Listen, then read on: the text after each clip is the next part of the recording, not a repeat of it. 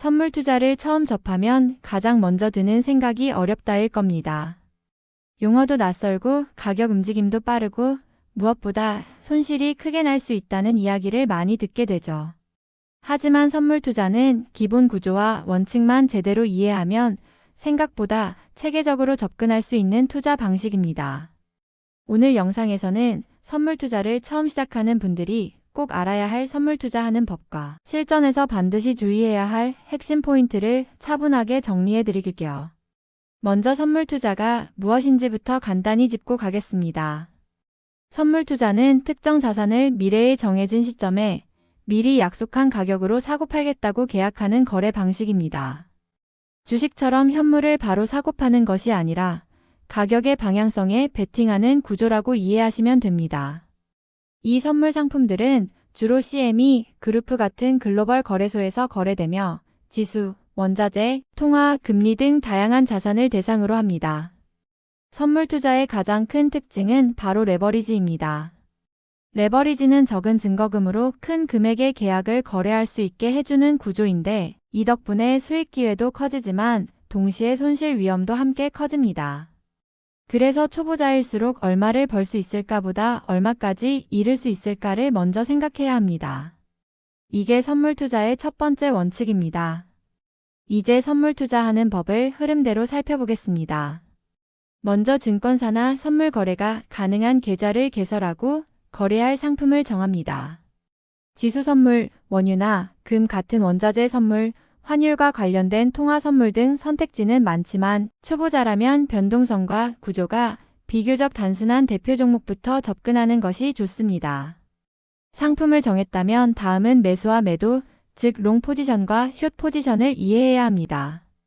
가격이 오를 것 같으면 매수, 떨어질 것 같으면 매도를 선택하는 구조라는 점은 주식과 비슷하지만 하락에도 직접 베팅할 수 있다는 점이 큰 차이입니다.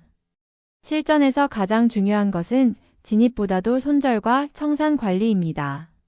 선물 투자는 가격이 불리하게 움직이면 계좌 자산이 빠르게 줄어들 수 있고 일정 수준 이하로 내려가면 마진콜이나 강제 청산이 발생할 수 있습니다.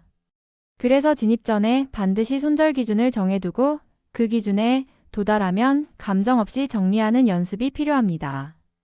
이때 손절 기준은 느낌이 아니라 계좌에서 감당 가능한 손실 금액을 기준으로 설정해야 합니다. 다음으로 꼭 짚고 넘어가야 할 실전 주의 사항이 있습니다.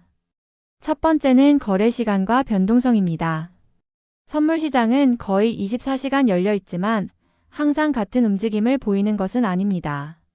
특히 미국 증시 정규장 시간이나 주요 경제지표 발표 시점에는 변동성이 급격히 커집니다.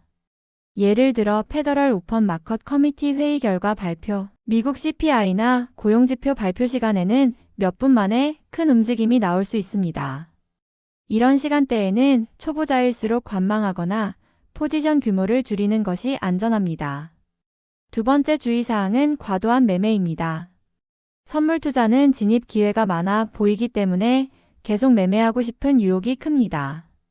하지만 잦은 매매는 수수료 부담을 키우고 판단을 흐리게 만듭니다. 하루에 몇 번만 거래하더라도 그 매매 하나하나에 명확한 근거가 있는지가 훨씬 중요합니다. 세 번째는 감정 관리입니다. 선물 투자는 숫자가 빠르게 변하기 때문에 공포와 욕심이 쉽게 올라옵니다. 수익이 나면 더 벌고 싶어지고 손실이 나면 만회하고 싶은 마음이 강해집니다. 이 감정이 매매를 지배하기 시작하면 원칙은 무너지고 계좌도 함께 흔들립니다. 그래서 초보자일수록 실전 전에 모의 투자를 통해 매매 흐름과 손익 변화를 충분히 경험해 보는 것이 좋습니다. 마지막으로 꼭 드리고 싶은 말씀은 선물 투자는 단기간에 실력을 쌓을 수 있는 분야가 아니라는 점입니다.